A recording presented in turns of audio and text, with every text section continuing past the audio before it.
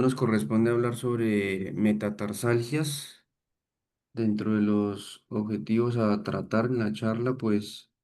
vamos a contemplar términos de definición, un contexto epidemiológico pequeño y la anatomía anatomía patológica, buscando explicar a través de esa organización de elementos anatómicos cómo surgen estas metatarsalgias, los tipos, sus causas definidas y parte del tratamiento. Entonces, en cuanto a definición, consideramos que las metatarsalgias, pues, se pueden entender sea como una patología aislada en el pie que explique otra de fondo, una patología mayor, o se representa mejor como una sintomatología. Se considera que es de las causas más frecuentes en las que el paciente va a referir que tengo problemas en el pie al momento de la marcha, un dolor en la región del antepié. Sobre todo se va a ver en las mujeres y está también asociado como las deformidades de artejos menores en uso de calzados inadecuados y ya veremos más adelante por qué hace una distribución inadecuada de cargas. Básicamente va a englobar un dolor en la zona de apoyo del antepié debajo de una o más o en múltiples cabezas del metatarsianas. Em, Vemos que no es un solo problema que se va a centrar a nivel del antepié, sino pueden tener alteraciones a la distancia, en las regiones proximales. Estamos hablando de retropié en el mismo tobillo. Podemos también encontrar explicaciones a nivel de la pierna que pueden explicar ese desequilibrio entre la carga y el apoyo que va a tener la región del antepié al momento de desarrollar la marcha. Sí, hay que considerar que frente a la visión o la exploración de un pie en consulta o la misma imagen radiográfica, podemos encontrar una anatomía en desequilibrio, en desorden, pero el texto hace hincapié en que si tenemos un desequilibrio compensado, se espera pues que no produzca dolor y si no produce dolor, digamos que es una anatomía que ya está organizada de esa manera y no es necesario, digamos, que intervenirla porque lo que va a ser más llamativo, pues de parte del paciente va a ser ese dolor y esa incapacidad para desarrollar su marcha. En cuanto a las metatarsalgias, entonces se van a presentar más que todo, pues sí, en el paciente adulto, llegando a cifras hasta un 30 o un 40%, en cuyo síntoma va a ser incapacitante, va a ser ese síntoma que le impide el desarrollo de su marcha. Vamos a tener asociaciones claras como en deportistas donde hacen alto impacto, poblaciones, digamos que de trabajos industriales donde exigen el uso de un calzado robusto o la repetición de ciertas fases de la marcha, patologías inflamatorias que van a decirnos sobre una patología mayor, y entraría a ser la metatarsalia como esa sintomatología que la representa, el uso claro de un calzado en posición de un tacón alto,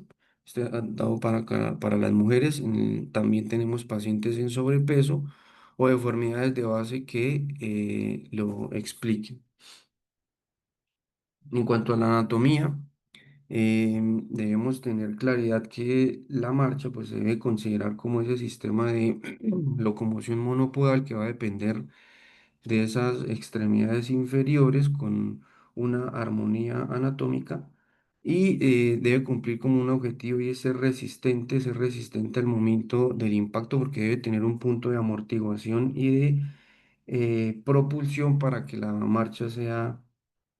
evidente y productiva. Entonces contemplamos esa marcha desde la cintura pélvica que va a estar involucrada en este punto, pero es el pie el que va a permitir esa organización o adaptación a a cualquier terreno para que el punto de amortiguación o de propulsión sea productivo. Entonces hay dos elementos claros que van a permitir desde la anatomía estas características y uno de esos es la bóveda plantar, esa bóveda plantar que va a estar, digamos que conformada desde las estructuras óseas de su esqueleto fijo, óseas y los ligamentos la constituyen también el cojín graso, que es toda la región plantar, la más inferior,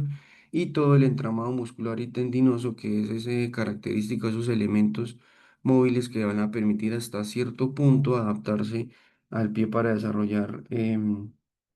la marcha. Entonces,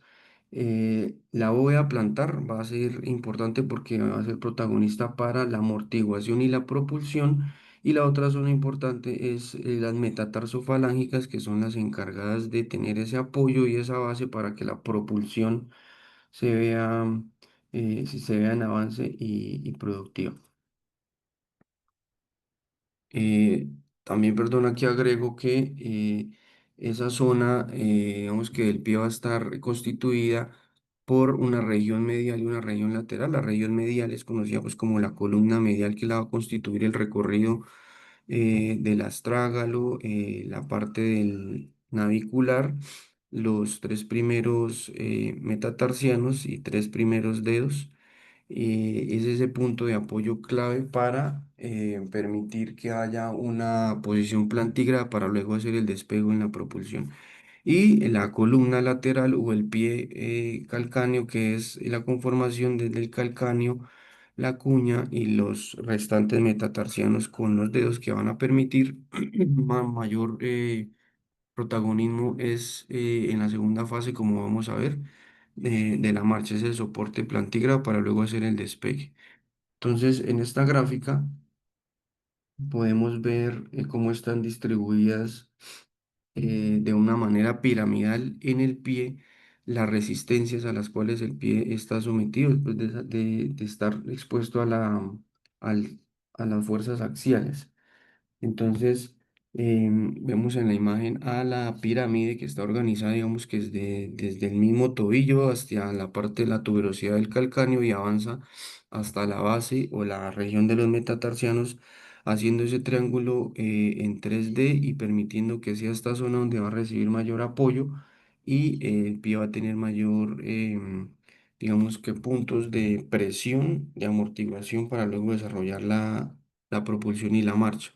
Está dividimos, como vemos en la imagen B y C, en tres niveles. El primer nivel es el cojín plantar, la grasa plantar. Luego le constituyen la región de la parte ósea, el esqueleto óseo. Y al final la parte más externa son la parte del tejido dorsal, en el que está constituido todo el entramado de los extensores. Entonces, esto constituye dos pilares que van en avanzada, que van hacia la parte anterior, y uno transverso, que es la unión como de las dos regiones lateral y medial de la fascia plantar, que en términos mecánicos van a permitir ser una elongación o un aplanamiento de la misma, y esto explica cómo el pie tiene esa característica de ser versátil en cualquier punto de la marcha. En cuanto a la mecánica, tenemos elementos estáticos que van a permitir que esa bóveda plantar y la disposición de los metatarsianos y de las falanges estén en una armonía, en una relación articular congruente. Los estáticos, pues vamos a tener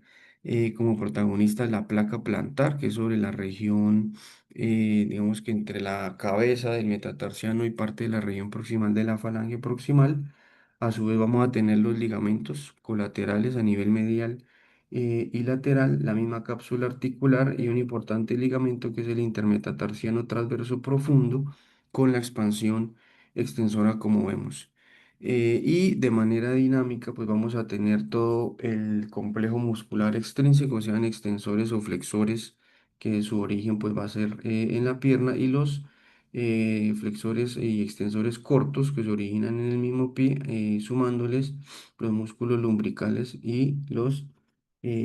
interóseos. Entonces, la gráfica, la primera, pues explica cómo están organizada esta anatomía, y en la segunda, cómo en la medida que hay una movilidad articular, cumplen con, que la cabeza del metatarsiano sea prominente hacia la región plantar y las falanges proximal, media y distal tengan una disposición hacia el dorso. Es importante decir que ese complejo plantar en el que lo hace la placa plantar, el ligamento transverso y lumbricales, son los elementos que le van a aportar la resistencia de que la cabeza del metatarsiano no sea prominente y no lleve a una actitud en subluxación o luxación para mantener toda la línea y el eje con la fascia plantar. Esta imagen nos deja ver ya en términos más cercanos e histológicos cómo está distribuida la placa plantar, sea de los últimos cuatro metatarsianos asociados a, a sus falanges proximales, y en la derecha cómo es casi que a manera de un cajón evidenciando la base articular de la falange proximal y toda la placa plantar que tiene esa disposición como de encajamiento y de soporte de la cabeza del metatarsiano, que entre otras cosas es, digamos que el último elemento que le va a aportar en casos de alteración de la marcha para que el metatarsiano se soporte y no llegue a una luxación y configure que ese dedo tenga una deformidad y explique parte de la de las metatarsalgias. Em, Pasamos a explicar cómo es esa fase de la que estamos hablando, porque es muy importante tener en cuenta este concepto, porque al momento de indagar a un paciente que nos refiere a dolor en medio pie, en antepié, y en el que, por ejemplo, vamos, evidenciemos alteraciones de superficie como las hiperkeratosis, o alteraciones de su tejido de superficie, debemos fijarnos en qué fase de la marcha estamos, dado que eso nos explica o nos da una orientación o pistas acerca de dónde están esos puntos de sobrecarga y alteración que se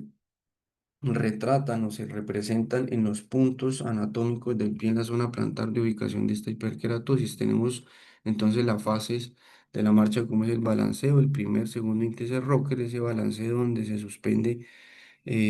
contra la gravedad el pie, donde no tenemos un apoyo y sí se tiene es una actitud que busca la dorsiflexión del tobillo para avanzar en su primer rocket, que es el apoyo sobre el talón. La misma carga y la amortiguación va a estar en este mismo punto anatómico que es el talón, soportado por el cojín graso. En el segundo roque ya el pie pasa a ser plantígrado y la carga, además de entregarse del talón al medio pie, pasa a ser del antepié, y en el antepié, perdón, y en el tercer roque es ese despegue, esa propulsión donde ya se hacen prominente la cabeza de los metatarsianos para que se levante la región de medio pie y retropié y se pueda avanzar en la marcha. El primer rocket está constituyéndose más o menos un 10% de la marcha, caracterizándose, como dije, con ese despegue del suelo del pie. El segundo rocket abarca más o menos un 20-25% y el 30% estaba para el tercer rocket. Entonces, teniendo ya en términos generales una anatomía fisiológica, pasamos a la patológica, en la que podemos ver un claro ejemplo aquí en la radiografía, en la imagen de la derecha, cómo está alterada esa anatomía, cómo hay puntos de sobrecarga y cómo hay elementos óseos que no están en armonía. En el caso de la radiografía grafica muy bien una braquimetatarsalgia bilateral del cuarto metatarsiano, donde se hace muy corto y lo que uno esperaría es que ya haya un punto de presión distinto, sea para el segundo o el tercer roque respecto a los otros metatarsianos. También evidenciamos cómo está una disposición de alus valgus y los espacios entre las cabezas metatarsianas, digamos, entre el cuarto y quinto dedo, están también alteradas con una desviación hacia el lateral. Y en la imagen clínica vemos como que aunque se hace una disposición del arco plantar donde se grafica esa bóveda plantar, sí hay una prominencia importante de la cabeza del primer metatarsiano que evidentemente va a ser una hiperpresión junto con una disposición en hiperextensión y flexión de la falange derecha proximal. Em, entonces, como bien dije, dentro de las causas previas está esa posición del pie en una hiperextensión de la metatarsofalángica, donde el pie está ubicado en puntillas, y esto es para un calzado de los tacones en el caso de las mujeres,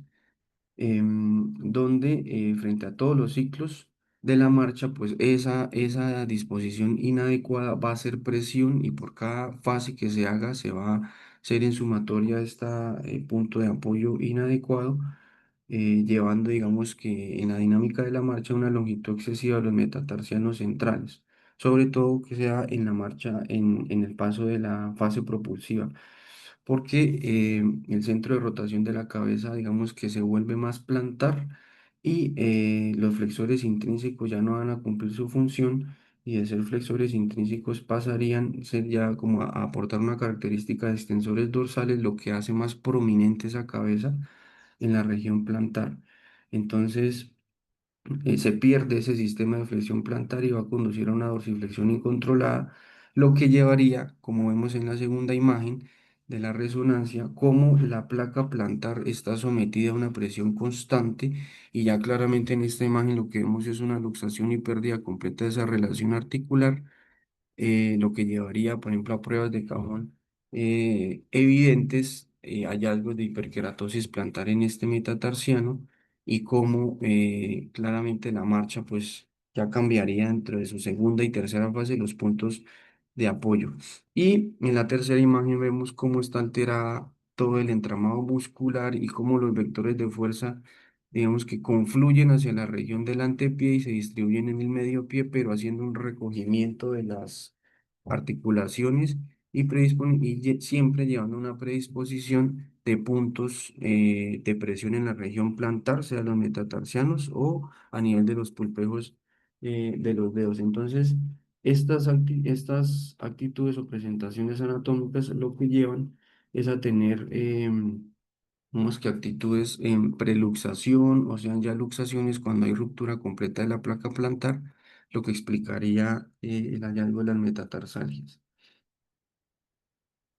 Entonces, digamos que en el texto define que frente a una preluxación, subluxación o la misma luxación, hay que identificar en qué rocket estamos, dado que se presentan de una manera muy clara. Ponen el ejemplo, si es en primer y segundo rocket, una subluxación, es decir, donde estamos en contacto directo con la placa plantar, pero no se supera, no tiene una lesión clara. La causa es una hiperactividad extensora y es claro entenderlo porque no estamos en un tercer rocket, sino en un primer y segundo rocket donde no obligamos a la articulación metatarsofalángea a hacer una flexión, sino es plantígrada, ser paralela al piso. Entonces, lo que se evidencia es que esa hiperactividad extensora ala o tracciona la región distal o el antepié, haciendo que sea prominente la cabeza del metatarsiano. El estado de la placa plantar pues va a ser íntegro y ese cajón dorsal va a ser negativo, distinto en el rocket, en el tercer rocket, donde sí podemos tener una actitud de preluxación o luxación, donde claramente se va a hacer excesiva la longitud de los metatarsianos y va a ser una posición en dorsiflexión continua con una presión hacia la placa plantar, debilitándola o llevándola a una lesión y encontrando un cajón positivo. Entonces, en cuanto a los tipos de metatarsalgias, encontramos que en términos generales se dividen en mecánicas, que serían las primarias, que abarcan entre un 75 y un 90%, las inflamatorias, que van a ser las secundarias que se asocian a patologías eh, sistémicas, y las misceláneas o que las explican otras alteraciones como sean fracturas por estrés, necrosis de la cabeza de los metatarsianos o la misma escenario, un neuroma de Morton, como lo vamos a ver. Entonces, esas mecánicas entre el 75 y 90% van a tener un origen biomecánico, van a ser las primarias, eh, y son las que en su mayoría vamos a tener al momento de valorar a los pacientes o hacer la queja en consulta. Y existen también otras que son las iatrógenas, que son las asociadas a deformidades en artejos o soluciones o reparos, mejor correcciones de la luz valgus, pero que quedan con deformidades o en condición de dorsiflexión de la región del antepié, lo que genera prominencias de carga y presión en la región plantar, y ya de corregir un alux pasaría ya el paciente a tener una metatarsalgia. Entonces, dentro de las secundarias o procesos metabólicos, como vemos en la imagen a manera de ejemplo, la primera es obedeciendo sean a orígenes reumatológicos o enfermedades metabólicas como la artritis, las artropatías, psoriásicas, diabetes mellitus o la misma gota donde genera una deformidad y una condición ósea que predispone en este caso a la cabeza del cuarto metatarsiano a ser prominente, seguramente superando esa placa plantar, haciendo la lesión de hiperkeratosis y luego pasando a una úlcera que seguramente puede llegar a una sobreinfección. Y en la imagen de la derecha, como una alteración reumatológica altera completamente toda la relación articular del medio pie. Evidenciamos sobre la metatarsofalágica del quinto dedo una luxación completa que cumple una orientación hacia medial. Como vemos esas resorciones óseas o ese ensanchamiento de las cabezas y la actitudinal valgus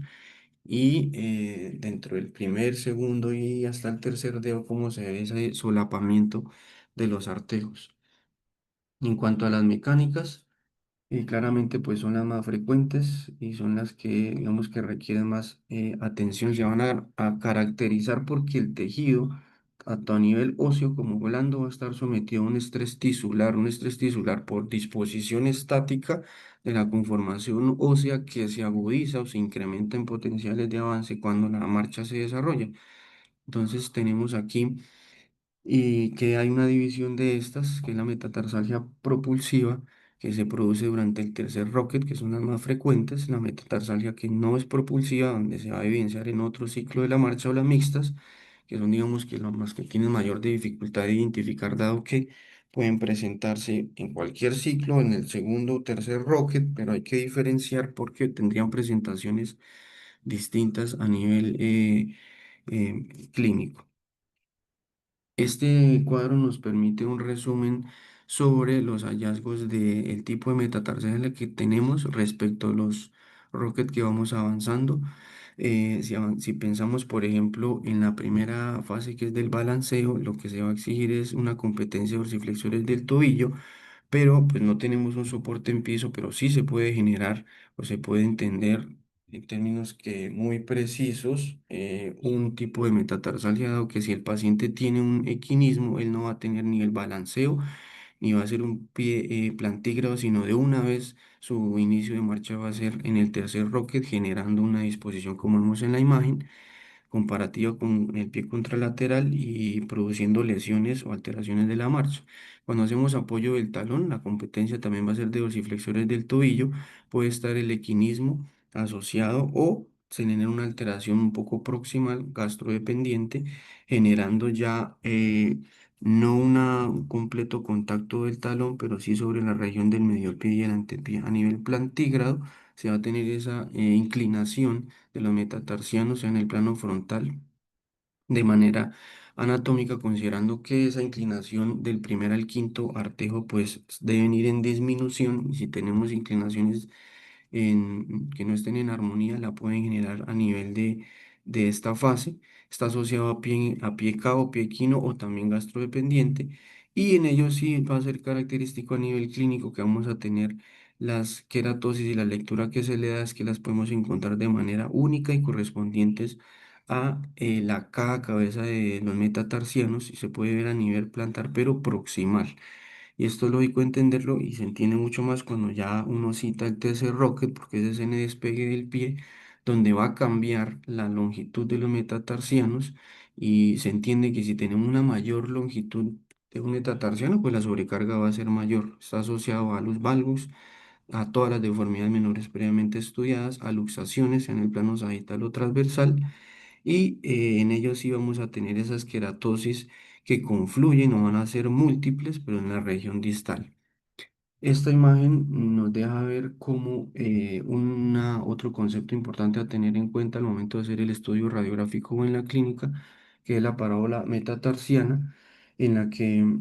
además de eso pues se debe cuantificar la fórmula de maestro, donde debemos evidenciar el rocket que va a ser protagonista al momento de permitir que esa fórmula de maestro condicione el avance de la marcha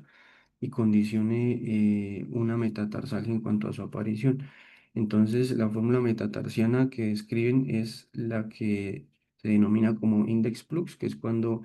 el M1 va a ser mayor al M2, el index plus minus cuando sus longitudes van a ser similares y el index minus que es cuando el M2 va a ser mayor al M1, considerándose que de M2 a M5 pues debe reducirse de manera armónica y geométrica la longitud de los mismos, como configurando una disposición en cono. Esto con el objetivo de que el pie, digamos, sea ideal. Un pie ideal se considera donde ese reparto del equilibrio de las cargas estén en armonías y el pie no tenga puntos mayores de presión o de amortiguación para generar la metatarsalia. Se considera que el ideal sería el índice plus minus, como el que está descrito ahí en un 28% para que la marcha sea adecuada. En cuanto a la exploración, vamos a tener en cuenta un análisis visual completo. Se debe observar claramente la marcha de nuestro paciente, hacer una deambulación de aproximadamente unos 5 metros con y sin calzado para observar su anatomía, observando cómo se desarrolla la misma, teniendo el orden de pie, tobillo, rodilla, cadera, porque como bien dije, no se evidencian puntos a nivel del pie, sino también puede ser proximales o en la cintura pélvica que expliquen la alteración. Y tener claridad de identificar muy bien cómo se desarrolla cada roque de nuestro paciente. Entonces, en ese sentido se van a estudiar si vamos a tener alteraciones a nivel no propulsivo, es decir, donde evidenciamos alteraciones de la marcha en el segundo rocket o propulsivas para el tercer rocket. En cuanto a imágenes, lo que nos va a permitir una aproximación clara son radiografías con carga, una proyección dorsiplantar, donde podemos observar muy bien la fórmula metatarsiana en ese plano horizontal, ver y observar si hay algunas alteraciones tipo alus rígidos, alus valgus, como vemos en la radiografía, y cómo en carga en la proyección lateral se puede graficar o se tiene una disposición adecuada de esa bóveda plantar descrita o se tiene un pie plantígrado completo. Y además, para hacer claridad sobre la fórmula maestra, digamos que se observa y es la radiografía nos entrega esta información donde debemos evidenciar o identificar esa parábola, donde se va a concentrar en la región del antepié teniendo la relación adecuada de esa primera cabeza con la cabeza del primer metatarsiano con la del cuarto, trazando una línea transversa y permaneciendo ese eje entre las dos cabezas de la parte central de la cabeza del primero y el cuarto metatarsiano, y así documentar pues en la historia clínica qué tipo de fórmula tiene nuestro paciente y tener una objetividad mayor al momento de diagnosticarlas. En cuanto a las inflamatorias, pues están asociadas a todos los procesos que dije previamente, teniendo una deformidad completa y unas torsiones de los artejos. Vemos aquí en la imagen cómo hay una hiperkeratosis que se pronuncia sobre más o menos la región del medio pie, podría ser correspondiente al tercer o cuarto metatarsiano, y una del quinta, en la del quinto metatarsiano, donde sugiere que esa columna lateral es la que tiene mayor protagonismo, sea a nivel de la segundo roque y el tercer roque para este paciente. Dentro de las metatarsalgias misceláneas, digamos que están asociadas sean a fracturas por estrés o la aparición del neuroma de Morton. Cuando hablamos de fracturas por estrés, digamos que está dado más que todo esas sobrecargas en el segundo rocket sobre cualquier metatarsiano, y lo que explica esto es que esa sobrecarga va a ser de manera continua, lo que va a llevar a microtraumas que generen una fractura, sobre todo en cuello o cabeza del metatarsiano. Em, Asimismo, vamos a tener otra que es el neuroma de Morton, en donde esto, digamos que tiene una disposición anatómica que la explica, y como vemos aquí en la imagen de la resonancia, hay una ocupación clara de ese espacio interdigital y está dado por tres cosas, y es que el nervio plantar, en cuanto a su unión entre interno y externo, es en este punto donde se da, donde confluyen, y ya entraría el primer elemento a ocupar este espacio. La segunda, digamos que razón anatómica, es que el ligamento transverso metatarsiano ocupa también un espacio en la región plantar y la tercera razón es que hay un cizallamiento entre la cabeza del cuarto metatarsiano y el tercero que se hace muy importante dado que el cuarto va a ser esa columna móvil y el tercero es fija, entonces se hace ese cizallamiento lo que va a promover al momento de desarrollar la marcha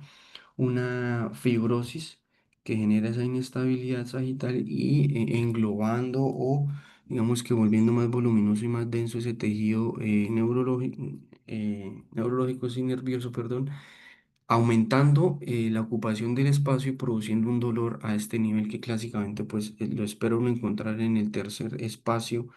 interdigital y lo que explicaría una metatarsalia. En cuanto a tratamientos, el tratamiento que está descrito, pues lo ideal es que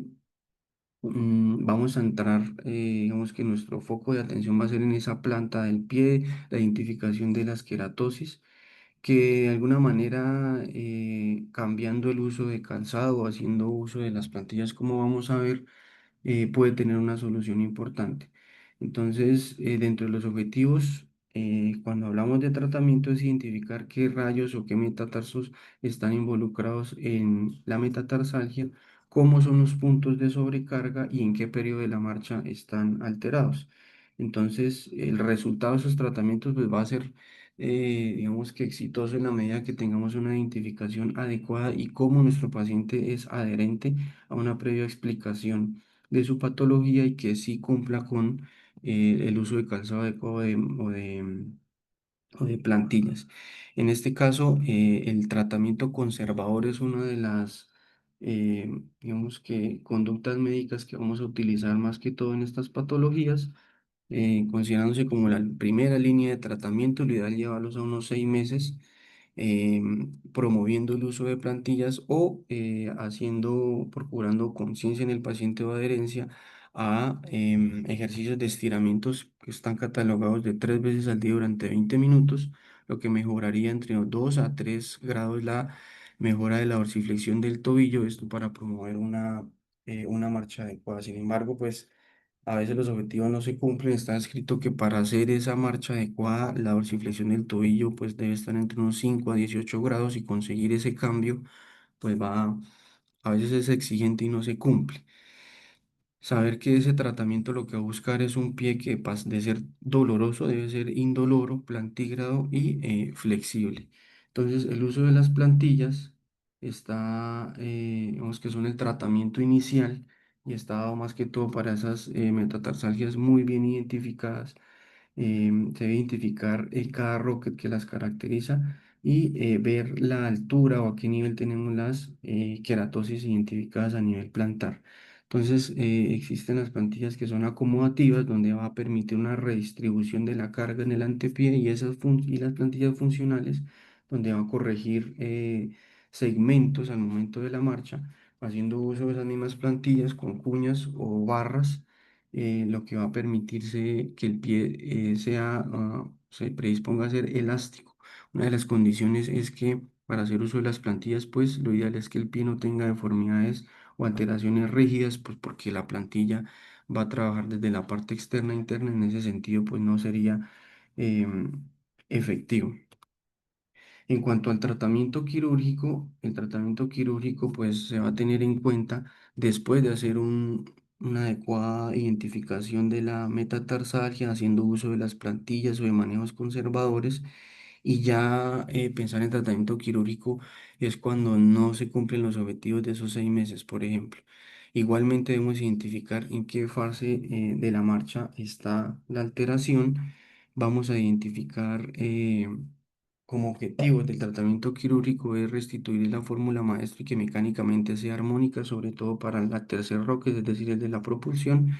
y analizar y ver cómo podemos restituir la inclinación y la longitud de los metatarsianos para tener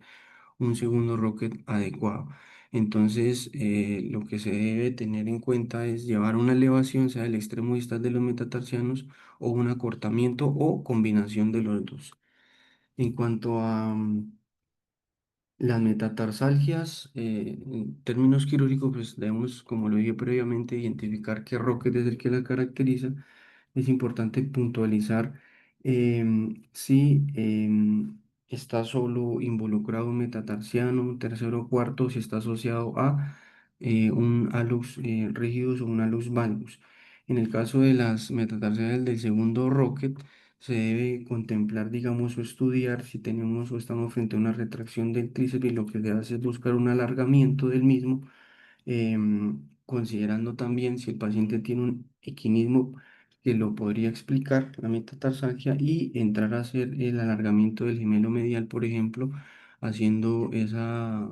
escisión sobre la región medial del gastrocnemio para que la longitud se restituya y se logre corregir la metatarsalgia. En cuanto a las metatarsalgias, en el tercer rocket, pues está contemplada la osteotomía, que está la de Weil, realizada a nivel del cuello metatarsiano en una dirección paralela al suelo y va a ser diseñada para cumplir con ese acortamiento controlado de la longitud del metatarsiano en el plano transverso. Em, También está para cumplir las deformidades en el plano sagital y puede estar, digamos que siendo efectiva al momento de corregir luxaciones o subluxaciones de la cabeza respecto a la placa plantar. Como en la imagen hay ese alargamiento del segundo metatarsiano con una disposición en subluxación de la cabeza del segundo metatarsiano respecto a la falange proximal y cómo a través de un corte, sí, oblicuo se genera una mejora de la longitud, que luego se lleva a la osteosíntesis y se restituye la fórmula maestro. En esta imagen nos explica cómo se puede realizar la osteotomía de Well. Cabe mencionar que la osteotomía de Well pues existe la clásica, luego se han venido desarrollando con la osteotomía doble y la triple. En este caso evidenciamos cómo se hacen esos tres cortes. El primero va a ser similar al de la osteotomía de Weil clásica y en este caso se hace ese corte para tener una, una posición más cómoda al momento de poner el tornillo. En caso de los problemas de fijación, ese corte pues debe ser diseñado de manera oblicua ahí sobre el cuello del metatarsiano. Para el segundo corte pues sí debe ser de manera perpendicular al suelo, entrando ya a hacer la medición o la corrección del acortamiento del metatarsiano, y en el tercero es un corte paralelo al primero, em, inmediatamente en la región dorsal, como sacando esa cuña para que adoce muy bien la región diaficiaria proximal del metatarsiano respecto a la cabeza del metatarsiano previamente em, sometida a la osteotomía. Y en esta imagen nos permite resumir cómo frente a una metatarsalgia en la cual se identifica un síndrome de preluxación, podemos determinar qué tipo de manejo. Entonces, si estamos frente a un síndrome de preluxación, identificar si hay o no inestabilidad y la sinovitis, para solo pensar en un manejo conservador y ver niveles de descarga en cuanto a la fase, si es necesario hacer sinevectomías, por ejemplo. Se identifican si, inestabilidades, ver si es una deformidad reductible, identificando si hay un cajón dorsal o no, y se pensaría en los acortamientos, en corregir la longitud real o relativa del metatarsiano involucrada, pensando en la osteotomía de Weil o triple Weil. Y si tenemos una luxación ya eh, claramente instaurada, con inveterada, por ejemplo, que se hace de manera crónica, y es una luxación que está estructurada y conformada con una adaptación clara, pues se piensan también en estas intervenciones quirúrgicas. La gráfica enuncia una intervención que es denominada la de a nivel distal de la metáfisis en cuanto a osteonomía, que es la que está denominada ahí como DMMO, que es Distal Metatarsal Metaphyseal Osteotomy. Y en esta lo que se hace, está asociada al concepto de una intervención percutánea, y lo que se logra hacer es una osteotomía a nivel del cuello del metatarsiano, perdón, sobre unos 45 grados. Lo característico de ella es que no lo describo así, el texto no suele fijarse ese corte, y lo que va a permitir